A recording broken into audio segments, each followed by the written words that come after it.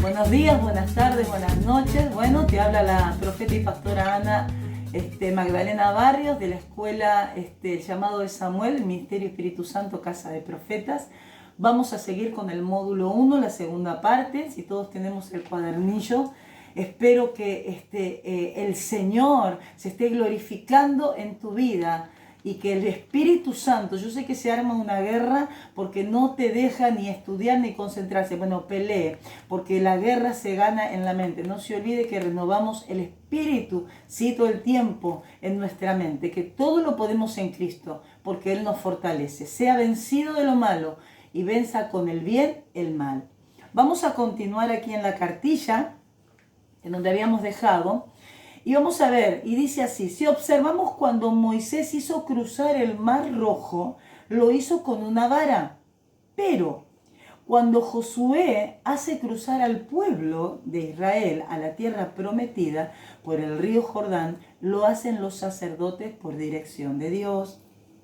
Cuando salieron de Egipto, eran ignorantes de las leyes y la voluntad de Dios.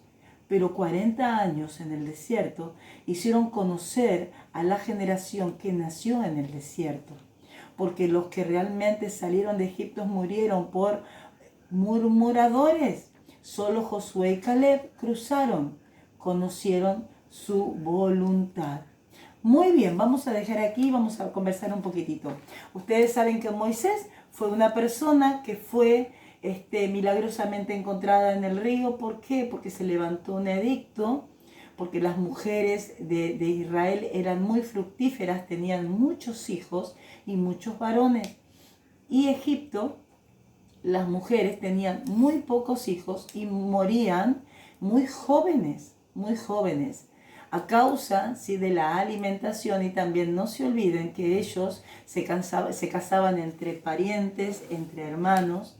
Y muere el faraón que conocía a José, muere José, comenzaron a pasar los años, se levanta un faraón que desconoce la alianza que tenía Israel y Egipto y comienzan a subyugar. Se levanta una ley, ¿cuál era la ley? De matar a todos los varones, no a las mujeres no, los varones, ¿sí?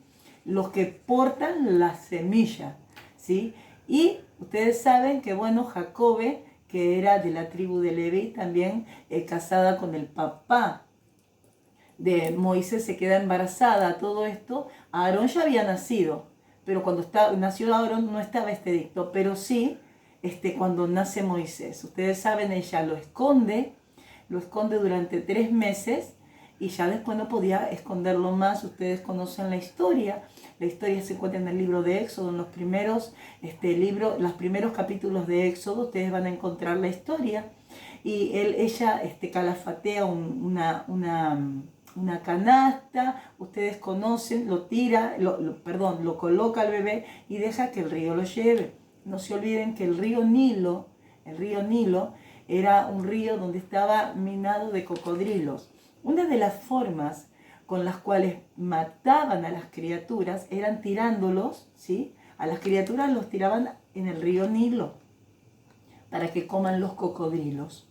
Así mataban a los bebés, a las criaturas, a los varoncitos de Israel. Aquí te doy un tip, que la primera plaga de Egipto, ¿sí?, comienza en el río Nilo y se convierte ¿en qué? En sangre. No dice color rojo, dice sangre. Literalmente era sangre. Y esto tiene que ver con la venganza de Dios por la matanza de todas las criaturas. No dicen primogénitos, dicen de todos los niños. Entonces, Moisés se cría, es criado en el reino, ¿sí?, como un príncipe. Los primeros años, ¿sí?, lo cría su mamá Jacobe. ¿Cómo pasa esto? Esto pasa de lo siguiente: mientras el bebé iba en la canasta, su hermana Miriam, ¿sí?, que en ese tiempo tenía 10 años, porque Miriam era 10 años mayor que Moisés, ella iba vigilando al costado de la ribera, y cuando ve que se encamina donde se desemboca, que se bañaban las princesas con todas sus doncellas, ella ve que la princesa destapa y ve la criatura, lo alza, y el bebé lloraba porque eso es lo que llama la atención. Entonces ella ve y lo abraza y no sabe qué hacer, y en eso aparece la nena. No era raro que la nena esté ahí, porque la nena era parte de los habitantes de Egipto, y era hijos de esclavos, estaba para el servicio. Entonces comienza una conversación, y la nena, mire la astucia de la nena, le dice: yo conozco una mujer que puede criarlo. Entonces la princesa hace llamar a la mujer. Aquí no sabe cuál era la mujer que llamaron. La propia mamá de Moisés se lo entrega, pero ya estaba resguardado porque tenía la orden de la princesa de no tocarlo. Pasado el tiempo, ¿cuánto tiempo? Y a partir de los 3 años, porque el bebé tenía que ser destetado y dejar de usar pañales. Entonces, generalmente a los 3 años, el nene ya está bien enseñado, y en ese tiempo fue llevado al palacio. O sea que Moisés, a partir de los 3 años, vivió en el palacio hasta que cumple 40 años. Ustedes conocen la historia, que él ve que latiga a un hebreo, mata al egipcio que estaba castigando al hebreo y huye al desierto. ¿Cuánto tiempo?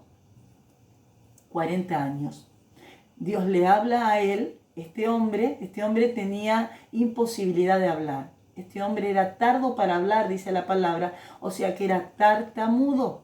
Y la verdad que, no sé si ustedes alguna vez, yo conocí una persona que tenía, no es un defecto, tenía este problema de comunicación, vamos a decirlo así, porque no es un defecto, no. Y hablar con una persona tartamuda, y usted lo pone nervioso para que se apure para hablar, menos. Bueno, este problema tenía Moisés. Era tartamudo. Así que cuando él viene, Dios le habla en el desierto que venga, si él se resistía. ¿Cuántos años tardó Moisés? 40 años. A veces nosotros decimos, cuando Israel estuvo divagando 40 años en el desierto, decimos: pobre Moisés, se tuvo que bancar 40 años. Pero ojo, el pueblo de Israel tuvo que tardar 40 años para ser pulido, pero antes de eso, durante 40 años, fue también pulido Moisés. Así que Moisés, hubo un trato con él, 40 años. Parece que ese número 40 marcaba al pueblo de Israel. Trae liberación, ustedes conocen la historia, con mano fuerte, con mano dura. El pueblo de Israel estuvo 430 años, y se aproxima más o menos a 2 millones de personas que salen del pueblo de Israel, de Egipto, ¿sí? Moisés con 2 millones de personas aproximadamente, para llevarlos a la tierra prometida. Y cuando está enfrente del mar, ¿sí? Del mar rojo, porque era un mar, Dios le habla, ustedes saben que con una vara, ¿sí? Él entró en desesperación, entró en crisis. Me imagino, pobre hombre, encima que es tartamudo. Usted se imagina ahí, todo el pueblo alborotado, 2 millones de personas, con un montón de animales, porque cuando Israel sale de Egipto, saqueó. Para mí, en lo personal, yo me imagino que la peor plaga para Egipto fue Israel. Porque después de las 10 plagas, cuando Faraón les permite que se vayan, no los querían más, los israelitas comenzaron a entrar en todos los lugares de las casas y les saquearon todo: oro, plata, piedras preciosas, telas, animales, ganado, planta, todo lo que Israel quería se lo llevó. Por eso, cuando hacen el tabernáculo, todo lo que Dios pedía, ¿quién lo tenía? El pueblo. ¿De dónde lo había sacado? De Egipto. Y los animales que se sacrificaban, ¿de dónde habían salido? De Egipto. Los animales se multiplicaban también en la partida y durante esos 40 años. Entonces, cuando Moisés entra en crisis, yo me imagino a Aarón, porque Aarón era el intérprete, el hermano mayor, era el intérprete de él. Y Dios le habla y le dice: dile que marche. ¿Hacia dónde? Hacia adelante. Bueno, un solo hombre que recibió la instrucción porque tuvo la intimidad con Dios, y reciben la instrucción. Por eso él entiende lo que Dios quería. Cuando cruzan, ¿sí? Cruzaron con la mano de Dios adelante de ellos, vieron la gloria de Dios. Pero pasando los 40 años, le toca a Josué, que en realidad Josué fue cambiado su nombre porque él se llamaba Oseas. Él se llamaba Oseas y fue cambiado al nombre Josué, que tiene que ver con el nombre Yeshua, que significa salvación. Eso es lo que significa Josué. ¿Por qué? Porque Josué, ¿sí? Que sin Yeshua, que significa salvación, fue la salvación para el pueblo de Israel. Moisés fue libertador, Josué fue conquistador, ¿sí? Entonces, cuando va a cruzar Josué, ¿sí? Si yo lo hubiese tenido la mente recordando 40 años antes, diría, bueno, tengo que conseguirme una vara para cruzar el Jordán. Moisés cruza el Mar Rojo, pero para la tierra prometida había que cruzar el Jordán. Entonces, Josué no cruza de la misma forma como lo cruza Moisés. ¿Por qué? Porque Moisés saca a un pueblo ignorante de la palabra de Dios, ignorante del propósito de Dios. A Dios no fue difícil sacarlo a Israel de Egipto, fue difícil sacar a Egipto del corazón de Israel. Entonces, Dios decreta, ¿sí?, que se mueran todos los incrédulos murmuradores. Solamente las personas de 20 años para abajo podían, quedaron con vida. De 20 años para abajo, solamente ellos, pero de 20 años hacia arriba, todos perecieron. Y había que depurar, y esa depuración tardó 40 años. El pueblo de Israel se quejaba todo el tiempo, se quejaba porque comenzaba con la añoranza de la cebolla, de los ajos, se acordaba de los sepulcros, hermanos. Allá teníamos sepulcro, acabamos de dormir, morir en el desierto. Mire, la importancia del sepulcro para ellos. Y se vivían quejando. La nueva generación y los niños que salieron comenzaron a conocer a Dios de una forma diferente. ¿Por qué? Porque ellos salían a la mañana y veían maná. Maná es una palabra hebrea que significa ñanjú. ¿Qué significa la palabra ñanjú? Es lo que dijeron los hebreos cuando una mañana ellos pedían pan, y una mañana se levanta, salen de la tienda y ve todo esparcido como nieve, como copos de nieve, serían como pochoclos. ¿Vieron los pochoclitos? Pero eran todas semillas blancas. Y ellos dijeron, ñanjú, en hebreo, que esto significa en castellano, ¿qué es esto? Eso es lo que significa maná, ñanjú, ¿qué es esto? Entonces, ellos tenían que juntar las semillas, molerlas, y dice la palabra que tenían que amasar. Dios, cuando te promete algo, no es que te lo da, no, hay cosas de las cuales vos vas a tener que realizar. No se olviden que cuando Dios creó al hombre, lo creó y lo puso en Edén. ¿Para qué? Para que lo labrara y lo cuidara. Cuando Dios te da una bendición, no es que tiramos todo para arriba, no. La bendición es para cuidarla, multiplicarla, desarrollarla y glorificar a Dios. Siempre, siempre se glorifica a Dios. Entonces, estos niños y estos jóvenes comenzaron a conocer a Dios, la nube de gloria durante el día. ¿Por qué la nube? Porque los guardaba del sol. El sol en el desierto es terrible. La columna de fuego a la noche. No hay oscuridad más grande como en el campo y en el desierto. La columna de fuego no solamente les daba luz, sino que también los calentaba, porque en el desierto hace muchísimo frío. Entonces, estos chicos comenzaron a conocer a Dios de una forma diferente. Veían las codornices, veían la nube de gloria cayendo en el tabernáculo, veían la gloria de Dios cuando salía del agua. Entonces, para ellos conocían de una forma diferente a aquellos que salieron de Egipto, porque hay un problema. Y lo que muchas veces nos pasa a nosotros como personas cuando vamos a la iglesia. Vamos a la iglesia y decimos, bueno, yo necesito que voy para que cambie mi esposo, mi hija, mi suegra, para que cambien todos. Yo voy para que cambien todos. Y Dios lo que primero quiere es cambiarte a vos. Es lo que pasó con Israel. Israel decía, Señor, sálvanos, Señor, líbranos. Pero lo que Israel le decía, Señor, cambia Egipto para nosotros. No nos queremos mover de aquí. Cambia a todos los egipcios. Cambia, Señor, cambia la mentalidad del egipcio, porque nosotros estamos bien. Pero cuando ellos decían, sálvanos, líbranos, le está dando la piedra libre a Dios. Dice, yo los voy a salvar, yo los voy a librar, pero va a ser a mi forma. Y eso es lo que tenemos que entender. Cuando le pedimos a Dios que haga algo, tiene que ser a la forma de Él. Entonces es muy bueno decirle, Señor, yo necesito aceptar tu voluntad, porque tu voluntad es perfecta. Entonces, cuando Moisés sale, lo hace él y lleva a un pueblo que desconocía a Dios, que desconocía sus leyes. En el desierto Dios comienza a hablar y aparta a una tribu, eso lo vimos en la clase pasada, a una tribu llamada de Leví, usted conoce la historia. Y cuando comienza a desarrollar esta tribu, cuando van a cruzar y tomar la tierra prometida, no lo hace Josué. Josué no lo hizo.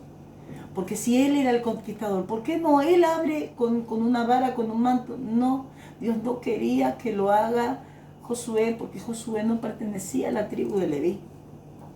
Dios preparó a 4 levitas que lleven el arca. O sea que la forma de cruzar iba a ser de una forma diferente. ¿Por qué ahora sí? Porque Dios es un Dios de equipo. Y a Dios le gusta que la presencia de Dios se lo lleve en compañía de gente que pone en su hombro, porque no se olviden que 2 iban adelante y 2 iban atrás y ponían el hombro. Y hay que caminar con una caja pesada, porque dentro de la caja del arca, el arca de la alianza, el arca del pacto, ¿sí?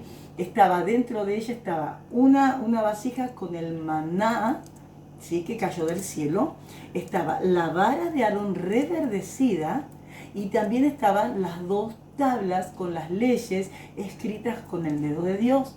Así que pesaba, porque era una caja, ¿sí? Hecha de madera de acacia, revestida todo con oro. Y la tapa del propiciatorio de la misma forma que tenía propiciatorio. ¿Por qué? Porque era propicio, ahí se soltaba, era la tapa de sangre. ¿Por qué de sangre? Porque se soltaba el sacrificio del animal cuando hacían el holocausto una vez por año y entraba el sacerdote. Y sobre esta tapa, que se llamaba propiciatorio, había 2 querubines que tapaban sus rostros, porque eran los que guardaban la presencia de Dios. Por eso la palabra del Señor dice que Él habita en medio de los querubines y Él está rodeado de querubines. Esto es una representación de lo que hay en el cielo, también aquí en la tierra. Entonces, a esto había que llevarlo. Y tienen que caminar 4 personas y tienen que ir al ritmo, caminar, avanzar con el mismo paso, sin tropezarse y llevar con honra. ¿Por qué en el hombro? Porque aquí en el hombro es donde tenemos la responsabilidad. Dios trabaja y se posa su presencia sobre gente que es responsable. Responsable en su vida, responsable con las cosas de Dios y responsable también de llevar la presencia de Dios a su casa. Porque los sacerdotes, los que mejores ministran, es dentro de su casa. Entonces la forma de salir de Egipto no fue la misma forma de entrar a la tierra prometida, porque Dios no repite las cosas, por eso estamos siempre dispuestos a cambios. Todo el tiempo estamos dispuestos a cambio. ¿Y qué es lo que tenemos que cambiar? La mente. Nosotros cambiamos, esto tiene que ver arrepentimiento, es una palabra que se llama en griego metanoia. Metanoia es un cambio de mentalidad, es un cambio de pensamiento. Usted cambia la forma de pensar, cambia la forma de hablar, cambia la forma de vivir y cambia todo tu entorno. Y eso es lo que produce todo el tiempo, porque Dios es innovador. El Dios que lo cambia todo, Él no cambia nunca, pero Él es un renuevo fresco siempre. Muy bien, continuamos. Así que a Dios le gusta ir sobre equipos. A Dios le gusta moverse sobre sacerdotes. A Dios le gusta moverse cuando la gente se pone de acuerdo y es responsable de llevar su presencia. Muy bien. Seguimos. Dice, esto nos hace ver que la presencia de Dios se lleva en equipo. Y en cualquier equipo, no en cualquier equipo, sino en de sacerdotes, gente santa, apartada para Él.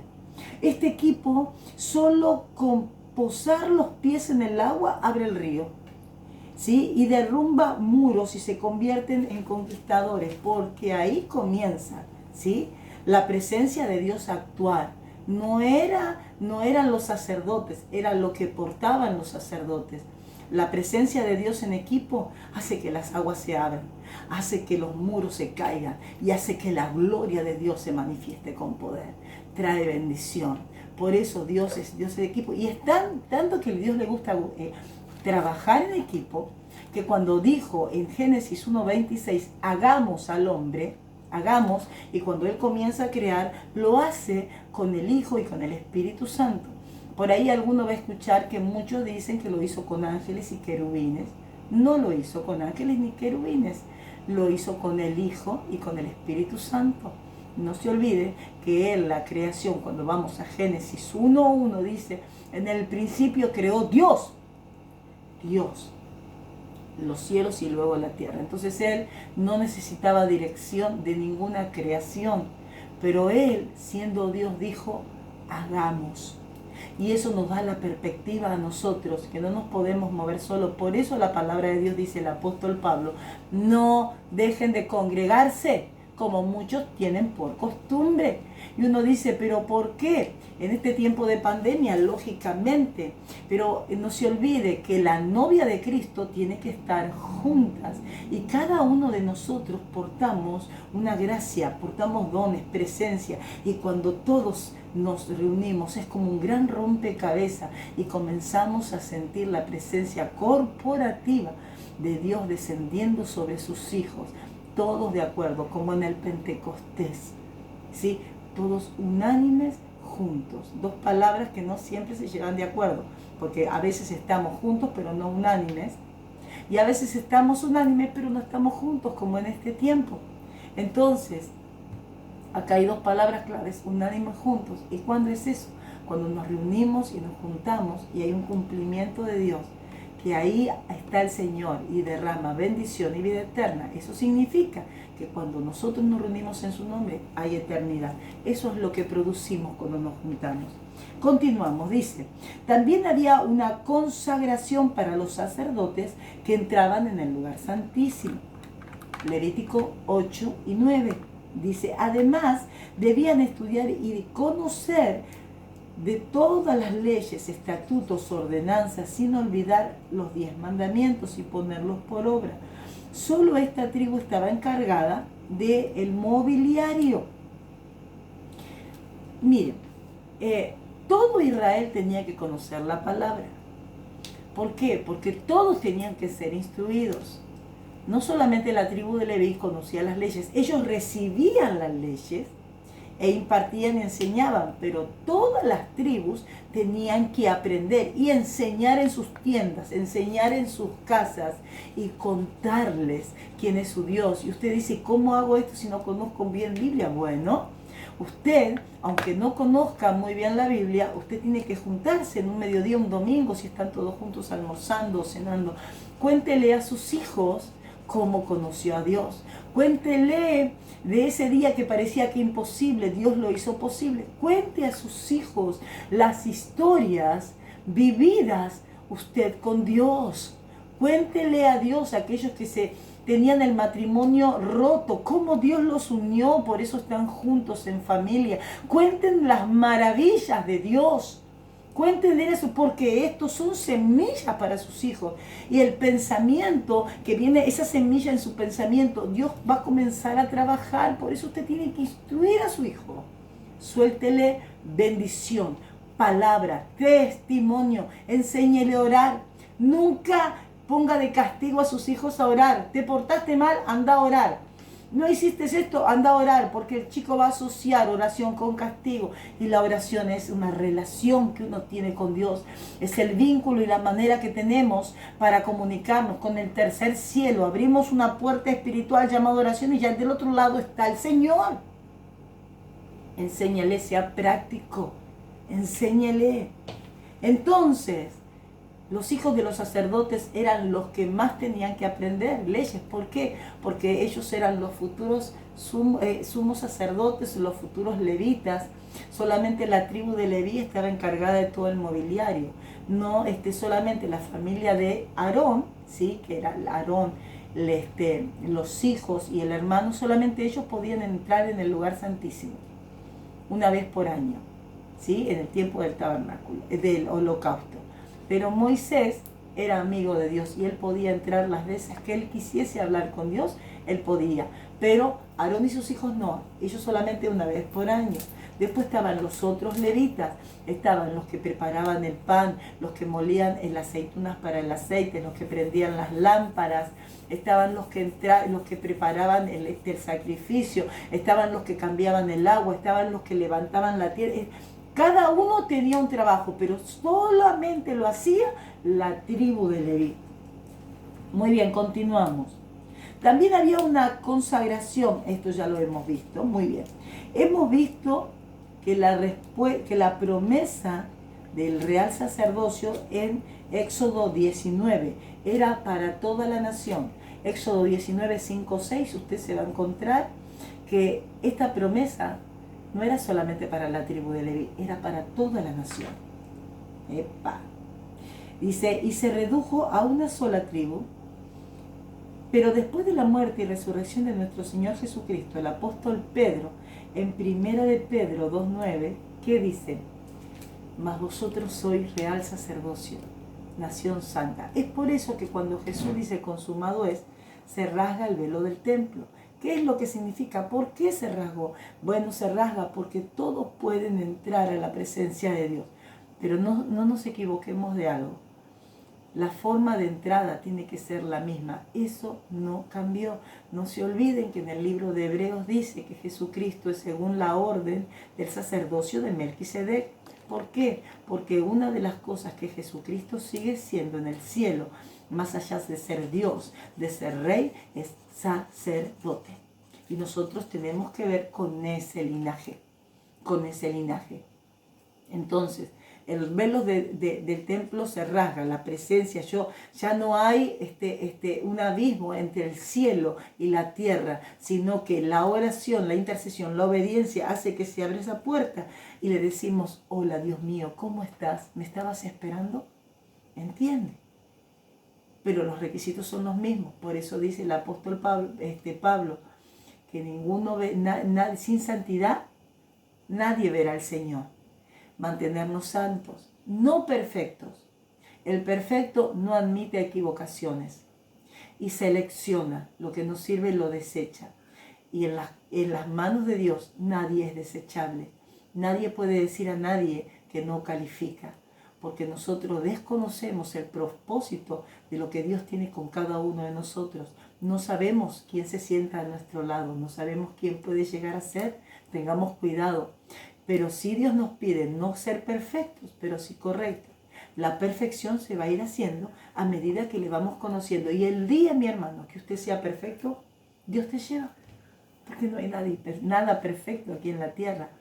Pero sí en la presencia del Señor, hasta que Él venga, que volveremos con Él en gloria. Muy bien. Dice, el único y suficiente Salvador, y podemos entrar a su presencia, ya no hay velo, pero los requisitos para entrar y entrar a Él es la misma, lo que recién les decía, pero los requisitos, ¿sí?, de las vestiduras y el corazón del sacerdote son los mismos que la del Antiguo Testamento. El Señor no acepta ofrenda de aquel que está enemistado con su hermano, ¿sí? Esto se encuentra en San Mateo 5, 23 y 24. Mis queridos, nosotros necesitamos, ¿sí?, antes de soltar una ofrenda a Dios, dice, déjale el altar. No es que no tenés que llevar la ofrenda, lleva la ofrenda. Pero antes de consagrarla, deja la ofrenda ahí y anda a reconciliarte, porque no hay mejor ofrenda que un corazón contrito y humillado. Bueno, mis queridos, hasta aquí nomás.